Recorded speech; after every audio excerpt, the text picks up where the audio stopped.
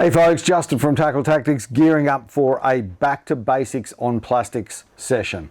So I've had some great feedback from you guys out there that the videos and articles are helping you catch more fish, but we've still got the odd angler sending us a message saying I've had a couple of goes on plastics and I'm still not smashing it. So the aim of this video is to get out there. We've got some rods rigged up with ZMan 2.5 inch ST grubs, which is a great plastic to start with. We've got a mixed bag of jig heads, and we're going to get out there, and I really want to break down the basics of what I do. So hopefully not too much waffle between the fish, but I want to break down the gear. I want to break down what I'm looking for, what I'm doing, why I'm doing it, and see if we can get ourselves a few fish during the session while talking about the basics of soft plastics fishing. So I hope you enjoy this video and it gives you a few tips to get hooked up.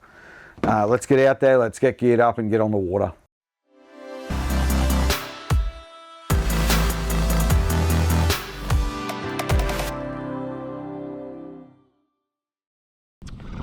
Alright guys, after some electric motor dramas, we had a bit of issues with some wiring the switch, so we've had to cut the switch out, rewire, and we've eventually made it to where we want to have a flick. So we're basically just going to be working a big open area here. Tide is last hour of the run in. We're going to fish last hour of the run in, first hour of the run out, and we're going to keep things simple just for those guys that I've been talking to that haven't been catching. They've had a few goes on the plackies and they haven't caught yet.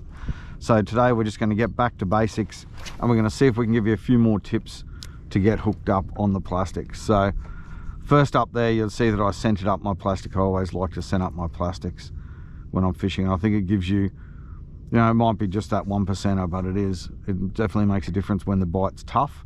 When the bite's aggressive, maybe it doesn't matter, but when the fishing's tough, that scent can definitely make the fish bite more aggressively, hold on longer, allow you to set that hook better. So today we're keeping it simple with one of the best plastics you can get your hands on for beginners. So I'm fishing the ZMan 2.5 inch ST grubs. So either the ST grubs or the 2.5 inch grubs, both excellent plastics. The reason being they've got loads of built-in action. So on the fall, they're working. When you fish them slow, when they sit on the bottom, that tail's moving around. So they're working for you all the time, that grubs style. So that 2.5 inch grubs or 2.5 inch ST grubs is always working for you. You can rig them on light heads, heavy heads. You can fish them fast, fish them slow. They're just a very versatile plastic. They catch a lot of different species and they catch in a lot of different situations as well. So definitely a great starting point if you want to catch a few fish on plastics is a curl tail. So a 2.5 inch grubs, 2.5 inch ST grubs is a great starting point. I'm kicking off here. We're fishing shallow, fairly shallow flat. So I'm kicking off with a 1/8 ounce 1/0, and as the tide gets a bit higher, I'm probably going to switch to a 1/4 ounce 1/0 just to give me more casting distance so I can cover that flat and get down toward the bottom a bit more as that water gets deeper. I've also got a Ned Rig here rigged up. As the tide turns, I might switch up and throw that Ned Rig.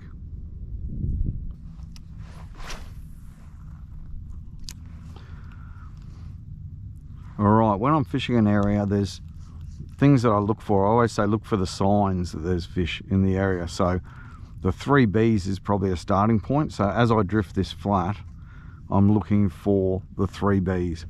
So I'm looking for bait. If there's bait in the area, there's more likely to be fish in the area. So bait is a good starting point. If you find an area to fish, there's bait in the area, chances are there's something in the area hunting the bait. So bait is a good starting point.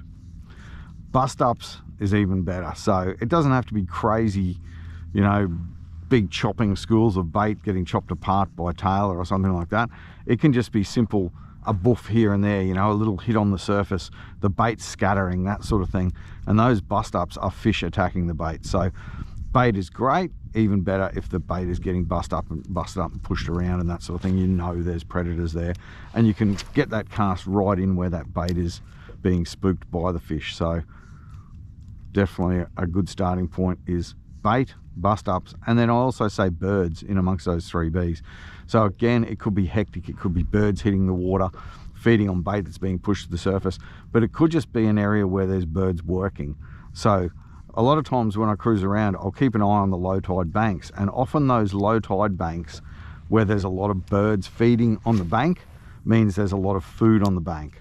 If there's a lot of food on the bank, on the high tide when the water comes in, the fish are more likely to want to feed up onto that bank because there's plenty of food on there that attracts other wildlife. So keep an eye out for birds working an edge. There'll be bait there. Keep an eye out for birds working up on the flats. And it's definitely another sign that there's could be fish in that area.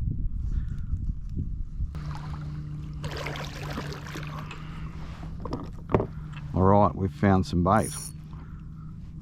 Just here in front of me is a big school of mullet working on the flat. So we're just going to drift across the edge of the mullet and see if there's other fish in there feeding around the edge of the mullet schools. You don't want to go right through the school, we just want to skim the edge of it. But fish love to eat mullet. So there's a school of mullet here. Chances are there's predatory species feeding around the edge of the mullet. We've got that opening night colour, which is a beautiful bait fish representation in that 2.5 inch ST grubs. And I'm just going to mix up my retrieves until I find what the fish want, if there's any fish around this school of mullet. So I'm going to fish it with a few flicks and a pause, get it down on the bottom, see if there's anything holding under that school. I'm going to fish it a bit faster and a bit twitchier. That's a big school of mullet. Let's hope they got some friends in there with them.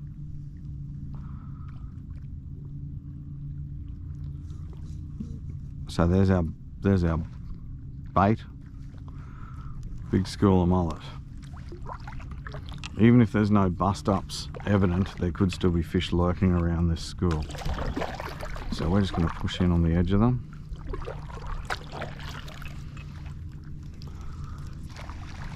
Now that was something chasing them. You just saw those fish rip through there. That's what we're after. Looked a bit like Taylor. So, alright, we're going to try changing up the colour here. Throwing a few casts in there with that guy. Let's try Houdini on a 1/4 ounce 1/0. So we'll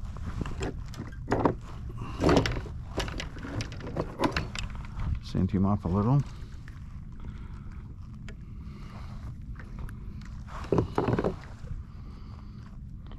Put that scent right down to the tail.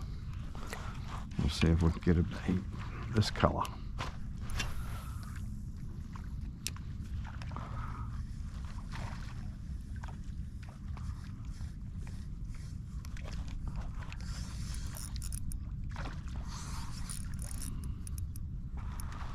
Fish on. I don't think that's our target. I think we've got ourselves a mullet.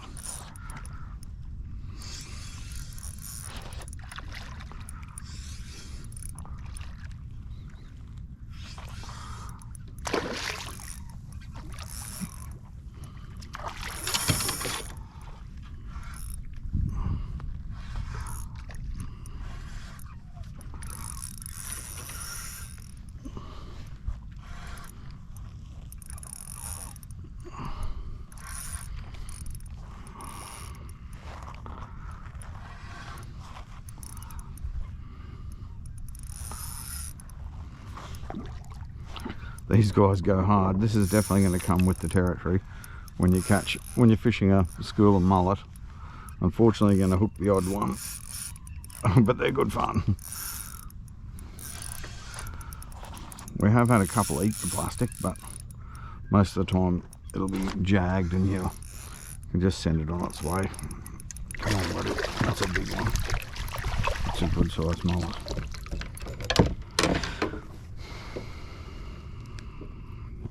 Big fish, not the target species, unfortunately.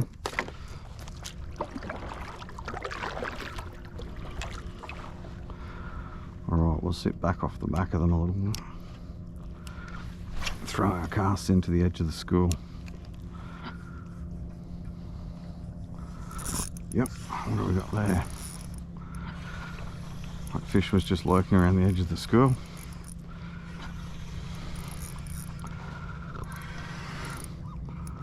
nice brimbo. So there you go, on our grubs, nice brimbo at the back of that school of mullet. They could be laying eggs, he could be eating the eggs, or he could just be feeding along the back of school eating smaller bait fish. So that's our grubs.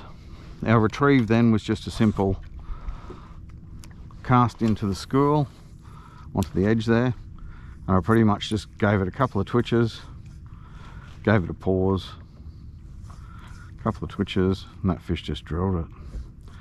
So I wasn't fishing the bottom or anything like that there, I was just fishing around the bait. Here's a nice brim to kick things off.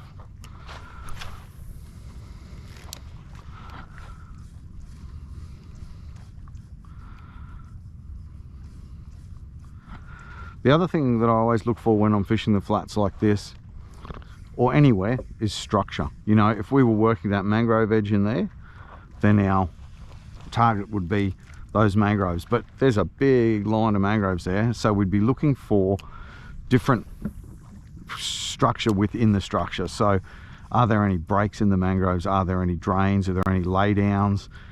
Areas with lots of vegetation in the water, shade pockets. So even though it's just a big line of mangroves, we're looking for structure within that structure. And out on the flat here, I'm looking for structure as well. This could just be a big sand flat, in which case I'd be looking for changes in the flat that created changes in the water movement. Things like undulations, drop-offs, deeper sections, edges, anything that can create change in the water movement can create eddies and areas where fish can hold and feed, and where bait can hold as well out of the current. So just because it's a big sand flat, remember it's a big sand flat, but where's the structure on the sand flat? What makes it different? Why would a fish hold in a particular area on that sand flat? Same as on this flat, I've got this school of mullets actually sitting in between two sand banks in a deeper area on the flat. So it's the fish are actually holding in a deeper area, which will be a break from the current a bit as well. But I'm also looking for weed, looking for rubble, looking for drop-offs, looking for eddies caused by any of that structure. Even though I don't have a sounder on here, I can look for obvious water movement that gives me an idea of structure. I've also got polarized sunnies on, so I can look for weed edges, I can look for structure on the bottom and that sort of thing. So don't forget our signs, our 3 Bs for starters, and then structure. Structure holds bait, structure holds fish, ambush points, eddies, all of that sort of thing. So keep an eye out for what is the most obvious structure. So I know a lot of the guys that, you know, I talk to, and they've had a few cracks and they're not catching on plastics. Once they really start to look at what's the best structure in the area I'm fishing for holding fish, then they start to catch more fish, because that's where the fish are going to be. They're going to be holding on that prime structure. They're going to be holding where there's bait, and you know, they're there for a reason. So we just got to work out why a fish might be in that particular area, and that's the area we've got to target. That ST GrubZ is such a great little plastic because it represents so many different things. It could be a bait fish, could be a yabby, could be a crab, a prawn. Those little fingers on the plastic give it the illusion of a lot of different, there's a lot of strike triggers on there. So we've got those heavy set ribs. Those heavy set ribs, nice deep ribbing makes it nice and soft and realistic, creates micro vibrations. That crazy beautiful tail that attracts the bite, and then these fingers on the end create even more movement, and also the illusion of, you know, other fins or claws or, you know, other strike triggers that make the fish fire up and attack whatever it is that they may be hunting. So in the water, that tail is just beautiful with those little fingers dancing, and even on the bottom it's naturally buoyant, so it's going to stand up, and those little fingers will attract fish and trigger strikes. Yep, yeah, what do we got there? Got smashed on the edge of the school. Hopefully not a mullet. Starting to feel a little bit mullety. Nope, solid brim, beautiful. How's that? That is a cracker fish. Look at that guy feeding up along with the mullet. That is a good brim. That little ST GrubZ, if you want a starting point, that's a nice fat solid brim. He smashed that ST GrubZ. Houdini colour.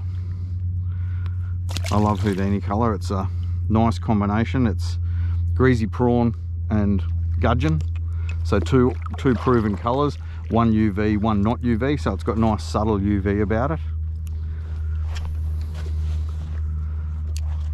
And that brim loved it. You can see this school it's a crazy school of mullet, giant school of mullet. But it's amazing what will travel with the schools of mullet. So often if I'm fishing the beach and I see a school of mullet, I'll follow the school of mullet, because in with the school of mullet will be tailor, trevally, queenfish, kingfish, all sorts of fish travel with that school of mullet. I guess it's like taking your lunch with you wherever you go. They can always just eat a mullet if they're hungry. So they'll often travel together along the coast. Oh yeah, along the coast, beaches and stuff. That one's got a bit more grunt. What are you? That hit pretty hard. I hope you're not a mullet. Doesn't feel like a mullet, it feels like an angry fish. It's off. It's gone right back into the school. What are you? Fishing nice and light. The cool thing is, if you want to get into your plastics as well, especially just general estuary stuff, brim whiting, flathead, trevally, tailor, that sort of stuff, nice light spin rod. So I've got 1 to 3 and 2 to 4 kilo rods, and I'm fishing 10-pound leader in case I get a good flatty. 1 to 3 kilo, 2 to 4 kilo. These are red bellies that I'm running, and I've got Ceymar HD spin reels from Okuma. They're beautiful reels. They have a real nice screamy drag, but they're beautiful and smooth. They definitely get the job done, that's for sure, without breaking the bank. Unfortunately, it's another mullet. Didn't he go for a screaming run? So you're going to catch the odd mullet fish in a mullet school, not the aim of the game. We want to get... All right. To get a nice cast, if you're fishing light, light spin gear is the go. So I'm fishing Okuma Ceymar HD spin reels, 1000 and 2500 size. I've got 6-pound braid on the little 1000s. I've got 8-pound on the 2500, and I'm fishing 10-pound leader. I fish 10-pound leader a lot just because of those flatties. If I get a flatty, I don't want him to chew me off too quick. Give me a chance of landing, especially if I get a good one.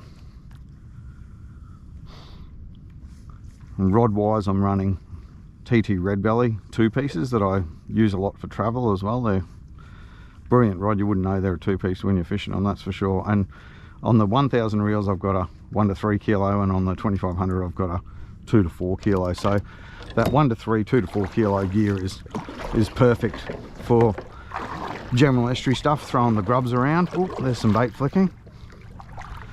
That was off away from the school. Little tiny prawn flicking. So yep. Oh, that was where it was. Got drilled straight away. Is it going to have another go?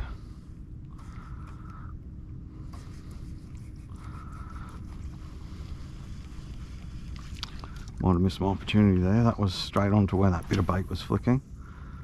Got hit straight away. Just that one isolated prawn skipping away from the school. Yep, there we go. Oh, missed him. Come on.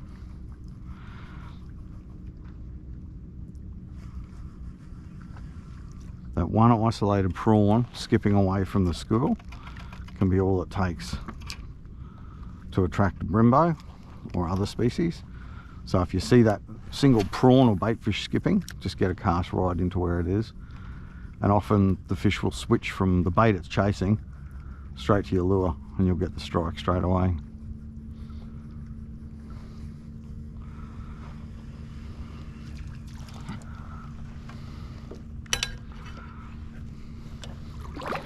Obviously you're not always going to find a giant school of bait like this one, so you might have to just keep drifting the flat, drifting the area you're fishing, drifting the mangrove edge. Just keep mixing things up until you find what works on the day. I'm lucky enough here that I've found this big school of mullet, so we might keep working it for a little while, just see if we can pull any other brim off it, or trevally or tailor. Alright, we're going to go a colour change again on a bit lighter head too. So this time we're on a blood oil colour, 2.5 inch ST GrubZ. I've got it on a 1/10 ounce TT NedlockZ in green pumpkin colour. That's a turtle bomb exploding beside us. So it's a very natural presentation. Those turtles are probably eating a few mullet, I'd say, as well. Alright, let's go to the head of the school this time. Lighter head, so I'm going to give it a little bit of time to sink. Just give it a couple of twitches.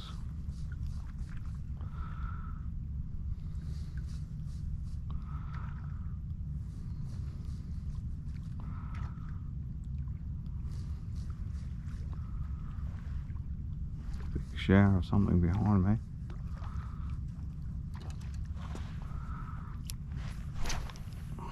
Into the edge, that's it, hit the edge of the school. Hopefully there's a Brembo feeding on the edge of that school, or a Taylor, or a Trev. Yep, there we go. Ooh, Taylor that time, I think, off the edge of the school. Taylor feeding funny. Yeah, oh, it's a giant herring. How cool is that, folks, in amongst the mullet? That is a giant herring. Now, I don't really want to handle him too much because they don't like being handled, so we don't want to kill him, that's for sure. So we'll see if we can get that plastic out while he's still in the water. Oh, these things have got some speed, that's for sure. Another jump. Thanks for the show, buddy. So that's brilliant, that's a cool fish. Now, we just want to get him in the net, leave him in the water and get that lure out, because if you take these guys out of the water, they don't live real well. He's on another afterburner run. Oh, I love it, on the 1 to 3. Come on, let's not wear him out too much. Let's get him in. That is cool. Ladyfish in the United States, giant herring here. Just shows you again the versatility of that 2.5 inch ST GrubZ. Everything eats it. Doesn't matter what you are, you eat this thing. Some giant fish have eaten this. Now this is a not so giant herring, but what a fish. Very cool.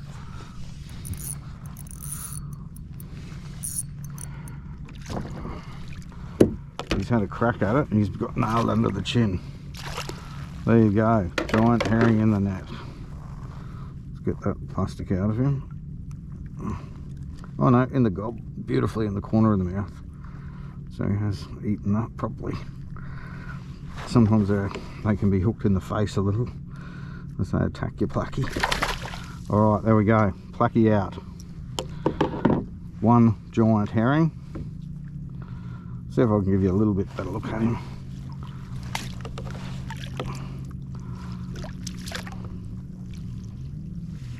He's away, he's swimming away, beautiful.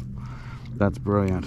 That's the best bit for me, is watching those guys swim off, because you can see how much fun that guy was, leaping all over the place, creating absolute havoc. He ate that, hooked nicely in the corner of the jaw, so he wasn't going to throw it, which was lucky, because you do lose a few of those guys when you hook them because they are so acrobatic. That was cool. That was on the blood oil colour 2.5 inch ST GrubZ, fishing around a school mullet. What a cool fish. That lighter head could have been the difference with catching that giant herring as well. They really love a nice subtle presentation. Sometimes you can't get your plastic small enough, you know. You want to be around that 2.5 inch size, even down to some of the micro Finesse plastics from ZMan, I reckon would slay them. 1.75 inch, 2 inch. Whoa, there goes a dugong at speed. Sorry, buddy. He wasn't real keen about this surface dugong going past him. Well, that's brilliant. Couple of brim, one nice brim, and then a giant herring. Super stoked with that. So I don't know, let's see if we can get another species. That's 2 species. We can't count our mullet because they were hitting the nog. So 2 species. A giant herring, I'm super stoked. Oh, a little bit close, We don't want to spook this school. We'll just come back off it a bit. So you can see there, even though I'm fishing the Ned Rig, like that TT NedlockZ, and I'm fishing the Ned Rig, I'm not actually fishing it on the bottom like that, using that stand up of the Ned Rig. And that's what I call a swimming Ned Rig. So I like to use slim swims or GrubZ for a swimming Ned Rig, and that's where I can use the plastic just like a normal plastic fishing at standard, but if I want to, I can pause it and let it fall to the bottom and utilize that stand up of the Ned Rig as well. So if I do want to, I can pop it and drop it and let it do its thing on the bottom. Or in this case, I can just swim the edges with this, and because it's 1/10 ounce, it's a nice light head as well. It's got a good sturdy hook on it. That's a mustard black nickel chemically sharpened or heavy duty hook. So no worries with that giant herring. I think we might sneak around the other side of the school and have a go, mainly because that sun is belting you guys. So, oh, I just bumped that mullet. There's a turtle. A lot of activity around this school of mullet, that's for sure. Dugong, turtles. Haven't had a bull shark yet, so let's not even mention that. All right, let's sneak around the outside. We'll get a bit of this glare out of your face. Great thing about a kayak here, you can see I'm keeping my distance, a few meters off them, and they're not worried about me. They're busy doing what they're doing. If you're in a boat, good idea to either drift down to them and drift past the edges, or to sneak up behind them, work the back of the school a bit. You don't really want to go through the middle of the school, otherwise you can spook them. I'll see if I can get around this other side, cut the glare a bit, and give you a better look at this school of fish. Didn't really set out what I wanted to show you guys some back to basics, but then I ran into this school of mullet and pretty fun. So I don't know if I want to leave it just yet.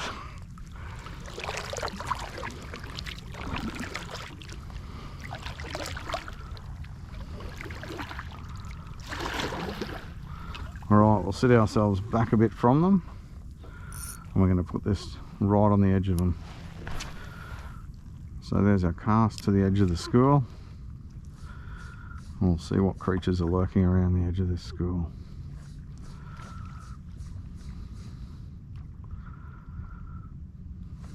Yep, there we go. I let that one fall to the bottom that time, and it got picked up. Not a big brim, but still good fun, and he scoffed that no problem.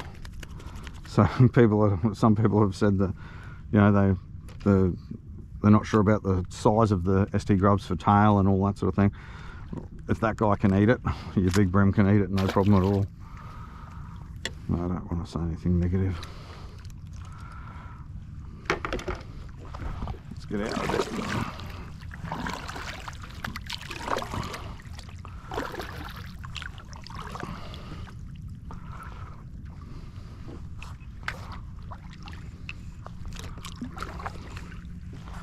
Super stoked with that giant herring.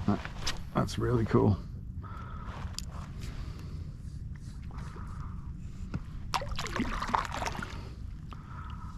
Oh yeah, there we go. I'll just let that go to the bottom again under the school. That's pretty solid. So that's the great thing about this Ned. On this 1/10, I just threw that to the edge of the school. It sunk to the bottom. As it sunk, that tail would have been doing its thing. And then once it's got to the bottom, this fish is gone. No, I've got to eat that. And that's another nice brim hanging with the mullet school. Very cool, very cool. Great fun. So that was really, I did nothing then. Lazy fishing. I've got that bit of scent on there. We've got that beautiful tail. We've got that stand-up jig head. So those brim are just picking it up off the bottom.